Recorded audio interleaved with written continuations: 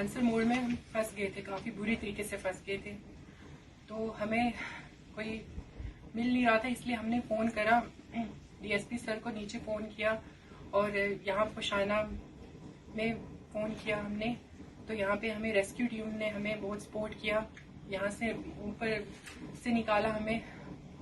तो मैं बहुत हाईली थैंकफुल हूँ आर्मी की और पुलिस की कि इन्होंने हमें निकाला और हमें अच्छा वो रिस्पांस दिया।